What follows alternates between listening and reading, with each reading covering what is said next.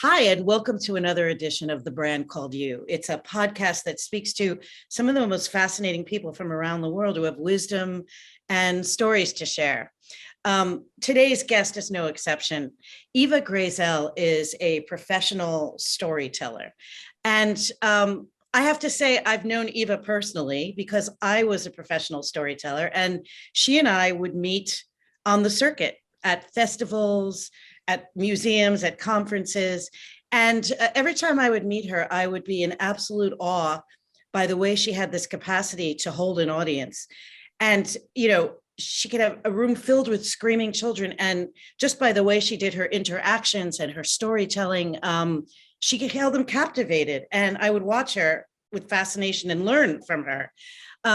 We also did shop talk in those days. Do you remember, Eva? Sure do. We would talk about how awful the children were, how awful the people that booked us were, complain about our bag of instruments, our props, schlepping around our sparkling costumes. But nonetheless, we both made a living out of it until one day the unthinkable happened. Eva was diagnosed with tongue cancer, late stage. They gave her 15 months to live. 15% chance of surviving, actually. 15% chance of surviving 5 years. And here I am 23 years later. But Eva, what struck me, being sensitive to metaphor as I am as a storyteller, is in order for you to survive, they had to cut a third of your tongue out. And you were totally silenced as a storyteller. And the reason I wanted to talk to you isn't because of the tragedy, but what your story reminded me of is not just that our bodies have the capacity for regeneration, but so do our souls. And you regenerated in a way like nobody else. You turned what could have been a reason to mourn for the rest of your life into something so special. You started to tell stories about oral cancer, educating dentists, people. I started to tell my story. I didn't tell, the beauty of telling my story to healthcare professionals is that I don't tell them what to do. I'm not a healthcare professional. All I do is tell them my story, and they feel deep in their own guts they could be raising the bar on screenings, on patient education. We hear a lot about a lot of cancers, but we don't hear a lot about oral cancers. There's a big taboo, about speaking about cancer in your mouth. There are different reasons that people get it. A lot of people have heard now about HPV, the human papillomavirus, and that's a main reason. Mine wasn't HPV positive. It was one of those random, quirky things that happen. Could you take us back? Because I think you were 33 at the time. Am I right? Quite young, never smoked. And I remember one day getting a call from you saying, Lisa, you won't believe this, but I have tongue cancer. And I would love to take us back to the story of how it began and how you learned. Well, for 2 years, I was seeing dentists and doctors about a sore on my tongue. It was like a canker sore, but it wouldn't heal. And the doctors kept saying, she's young, she's never smoked, she rarely drinks, it's nothing. They treated me for trauma. They also did a biopsy, and the biopsy, unfortunately for me, was misread. So everybody treated me for trauma. They told me my teeth are sharp, I'm irritated. One doctor said, I talk too much. Can you believe that? How rude. Are you serious? Yes. And the sore they kept saying to me, if it doesn't get better, come back. And one of the major messages in my presentation is, I don't know what's going on in my tongue. By them telling me if it doesn't improve, come back, is asking me to self-diagnose myself. You see, I kept thinking it's getting better, it doesn't hurt so much, it's a little smaller, but actually it never went away. And I was developing into a late stage cancer in front of everybody's eyes. And then finally, I got this earache, excruciating. This is because the tumor was now sitting on a nerve to my ear. And I go to my GP to tell him I have an earache. And the doctor said, let me prescribe antibiotics. You have water on your eardrum. And I said to him, look at my tongue. And he said, whoa, are you seeing an oral surgeon? Are you seeing a dentist? I said, yes, I've seen 2 and 2. He said, let them take care of it. Let me take care of the water on your eardrum. It was constantly this battle for who's responsible and what's really going on. And then I got to the point where I literally couldn't function. I wasn't eating normally. I wasn't speaking normally. I was in constant pain. I wasn't sleeping well. And I finally went back to that oral surgeon and I said, we have to do something. What is it? And he said to me, your tongue is small. We don't want to cut it up some more unless we have to. He said, but the next step is another biopsy. I said, let's schedule a biopsy. I did for 1 week later. And then I got into my car, Lisa, and I was thinking to myself, maybe I should look elsewhere for answers. Don't ask me why it took me so long to think that maybe I should go elsewhere for a second opinion.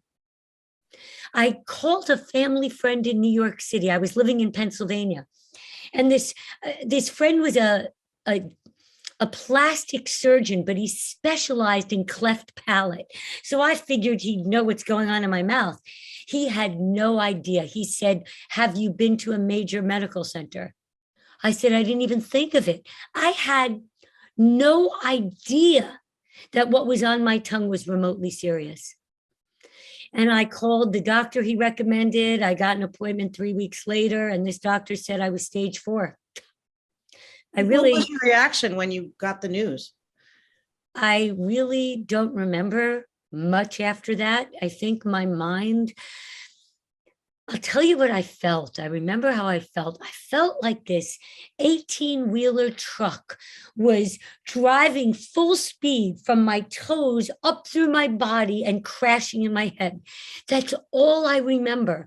I awoke in my mother's bed, and I was in her bed for like 24 hours until she said, honey, your surgery's in 2 weeks.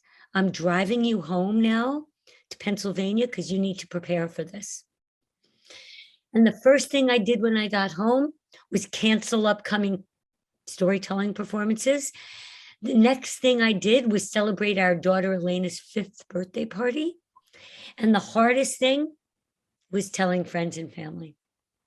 That's when you heard about it. And you said to me the doctors gave you a very small chance of surviving it. And why is that? Because it was late stage already. It had already spread to my lymph nodes. He felt an enlarged lymph node in my neck. I didn't notice it. I wasn't feeling my neck. But anyway, I had 40 lymph nodes removed from my neck during surgery, and 3 of them had cancer. So I had this radical neck dissection. I had reconstruction of 1/3 of my tongue.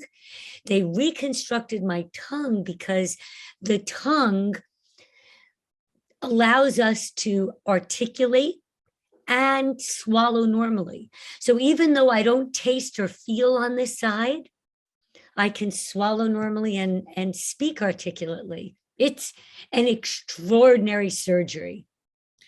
And by the way, if any of the listeners know anybody who is coping with oral cancer, I speak to people all over the world. I'll give them hope. I'll help their caregivers. Call me.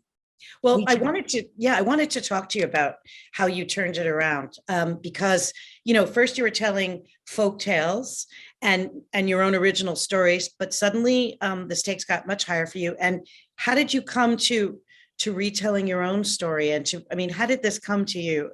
And give us the process. I had an extraordinary outcome. I'm not disfigured. I speak well. And I thought, I can't let what happened to me happen to others.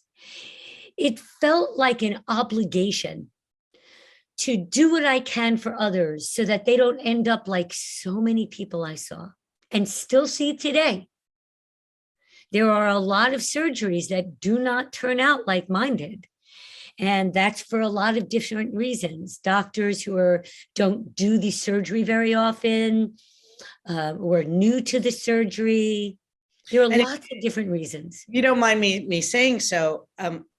I think some of your success was due to the fact that you had the means to go to specialists, to go to the best doctor in New York, and the wherewithal and the creativity. I think about people that are, don't have the insurance or not capable, or they don't want to make the drive. They don't want to drive 2 hours to a hospital. Right. And my advice is always get a second opinion. Number one. Number two, listen to your body. Your body knows better than any of those doctors. And if you're not getting answers that satisfy you, you must go elsewhere. And then lastly, especially when it's dealing with your face, and which could steal real quality of life. I mean, if you don't speak well, you could lose your job. You could lose friends. So this is about driving those extra couple 100 miles in order to get the best care possible. Did you have to do speech therapy afterwards? I did. I had to learn how to use my voice well, because this whole side of my neck was fried. I don't have a thyroid. My vocal cords were fried. And now sometimes my voice goes out unexplainably. I get hoarse very easily. So I learned how to use my diaphragm a little bit better to support my voice, and also to articulate words. Like I used to speak like this. My tongue was like dead in my mouth. And I learned how to strengthen my tongue. There are exercises I do. I do an intraoral massage, Lisa. I mean, when my fingernails are clean and short in the shower, I literally massage my tongue, my gums. It feels fantastic. I feel like I'm stimulating that whole blood supply that was minimized and treated during radiation. Can some of the nerves regenerate in that side of your tongue, or is it done? For me, it really hasn't regenerated enough for me to feel. So I don't feel food. Right. So I really can't chew on this side, because if I chew here, I literally chew my tongue. So I want to hear about, I know when you got diagnosed, oral cancer was still, a lot of dentists were still not highly educated on it. And I think you were one of the pioneers in going to dental schools, for example. How did that come about? And what were some of the responses or reactions from some of the early talks that you gave to dentists? Well, one day I was in New York seeing my surgeon for a follow-up appointment, and I saw a public bus go by. And on the bus, there was a picture of a woman that looked like me, dark hair, young. There was a sore on the side of her tongue. She was sticking out her tongue. It was exactly where my sore was. And there was a sign that said, "There is a painless way to know if this is anything serious." I said, I don't believe this. Somebody is raising awareness about the disease that I have. I said, I figure she's an actress or they just made this poster up, but I am calling this organization. And it said ADA, American Dental Association. When I got home, I looked in the yellow pages, looked for their number, called this 800 number, and I got a voice message. I said, "You're doing some campaign in New York City on oral cancer. You need to know about me, and I want to help you." Well, guess what?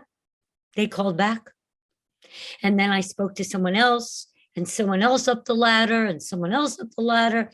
They did a video about my story, and then they asked me to speak at a national conference. It was the first time I told my story, and it was in front of a huge audience, 9,000 dentists. They gave me 5 minutes to speak. After which, the feedback I got, I said, I've got to start telling my personal story. Mm. So I began to craft it, Lisa. Being a storyteller, I was able to start to tell my story and then weed out the less important details and really focus on the meat, on the wisdom, on what's really important for people to hear. And I started slowly. Told my story at Rotary clubs and in high schools and at women's groups. And then I started to speak for local dental hygiene associations and dental schools. And during this time, I began to really craft my story. There were times when I was too clinical for a less clinical audience. There were times when the audience wanted more of the clinical.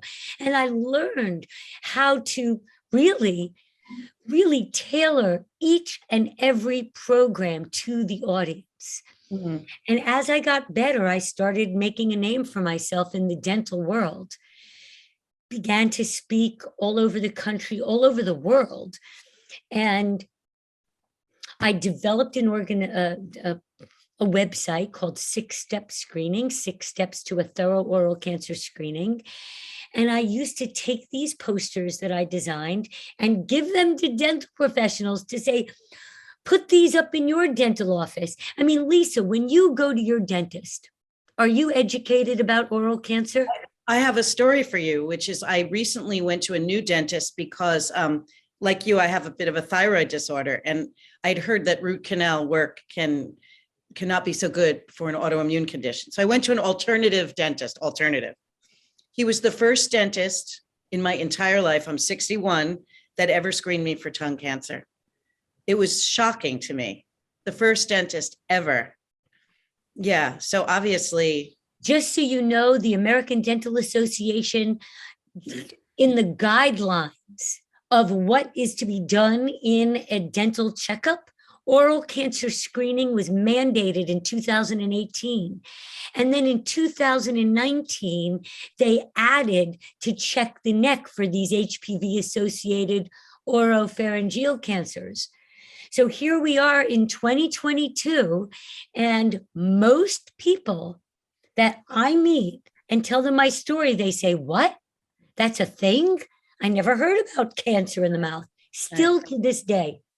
and So it's amazing. I have a couple of questions I'm dying to ask you. I mean, the first is you obviously continue to tell stories that are unrelated to tongue cancer, I believe, right? You still perform other stories too. Is that accurate? well, in every presentation, every keynote presentation I give, I always tell a story of folklore that has nothing to do with my personal story. Yeah, because I would be curious as a fellow storyteller, how this experience, I know that for me, I only started to even begin to get somewhat competent at what I did when I started telling my own personal story.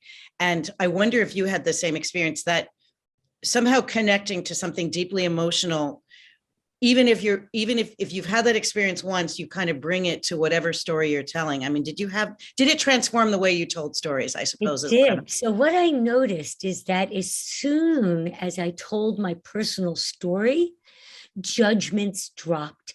When you walk out on stage, Lisa, they look at what you're wearing, they look at your hair, they look at your age, judgments are made of some kind. They listen to your voice.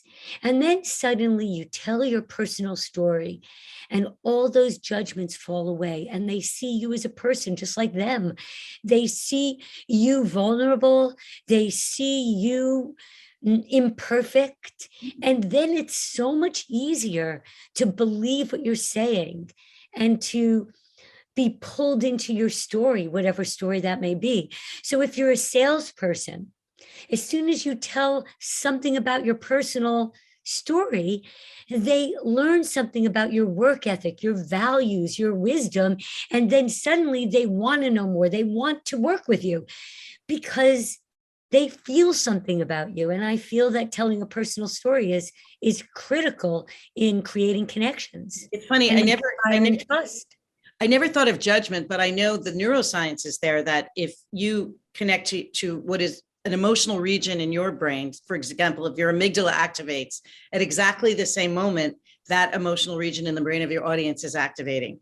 And it's called neural coupling. I mean, they've researched this. So you're really basically setting off a kind of heightened empathy in your audience. You're taking over the minds of your audience by doing it, which is fascinating. But I never considered the judgment part before, which is also very, very interesting to me.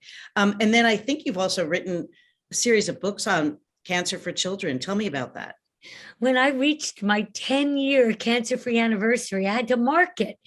And I couldn't think of any better way than to help children like my own cope with cancer.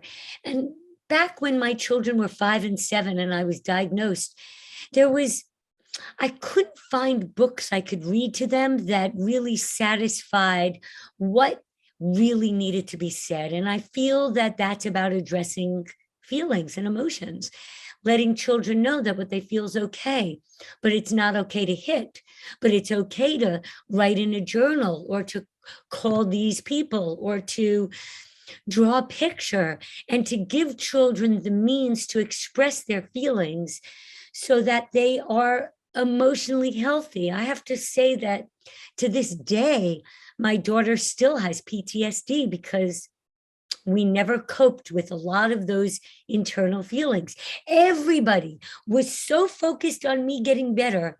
Nobody thought about how my disease was affecting my children. How can you articulate a little more about that? How does it indirectly affect, how did it affect your daughter indirectly? Well, I remember taking a spoonful of soup and putting it to my lip to see if it was too hot for her. And she said, I don't want it. We said, you can't get sick from sharing with mommy. And she said, I don't want it. We told her she couldn't get sick, but to no avail. She would ignore me. She would stick her tongue out at me. One day she kicked my shin and I sat her on my lap and I said, what did I do? Why are you so angry at me? And she said, bad mommy. She stopped kissing me for 2 years after I recovered. She could not kiss me. And I know why, Lisa. She was very intuitive. She knew she could lose me. And she didn't want to commit to another day of loving me. Such a painful story. And so not only are you dealing with trying to get physically well, but you're now dealing with the loss of this connection, this at a prime time with your daughter. And your son took it differently? Totally differently. He didn't want to leave my side. He wasn't going out to see friends. He just sat and played with his Thomas the Tank Engines right at my feet so that I wasn't alone. And I kept saying, go out, be with friends. You need to do this. But he didn't want to. And how are they doing, or at least how is your daughter doing years later and as a grown woman? I mean, both of them have become very empathetic individuals. And I think it's because they saw people helping me and it made an impact on their lives. They're also very comfortable with speaking to and including anybody with physical or emotional challenges. Yeah. It comes very easily to them. And I think that had to do with going through my cancer with me. I mean, I sort of have a philosophic question, which is, I mean, you said it transformed the way you told stories, but how did this experience alter your perspective on life in general? It's a big question, sorry. I think that I learned that it's not about the length of our lives. That, you know, 2-year-olds die and it doesn't matter. What matters is the breadth of our life and what we're doing with our lives. And I realized that I wanted to spend time every day making a difference. I don't care what other people think. It can be small and I don't have to share it, but I felt like, you know, it all happened one day, Lisa, when I went to a funeral.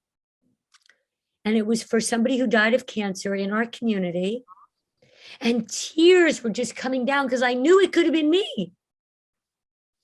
And then the spouse of the person who died stood up and said something profound that I'll never forget.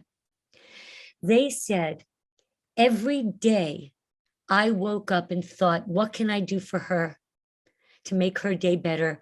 And every day she woke up and thought, what could she do to make my day better? And it made me think I could do a lot for myself to make myself happy, but to do it for somebody else brings you even more joy. It just magnifies the joy that you feel.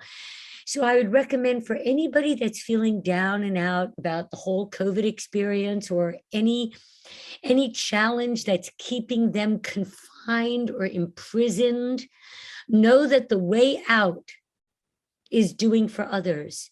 And you'll find that it uplifts your soul in a way that nothing else can. Because you're needed and people need you. You just don't realize it. I can't think of a better way to end. I really wish you continued success in everything you're doing. I'm so proud of you, and I'm a fan all over again. And I really want to thank you for this. Thanks, Lisa. Thank you for listening to the Brand Called You videocast and podcast, a platform that brings you knowledge, experience, and wisdom of hundreds of successful individuals from around the world. Do visit our website www.tbcy.in to watch and listen to the stories of many more individuals. You can also follow us on YouTube, Facebook, Instagram, and Twitter. Just search for the Brand Called You.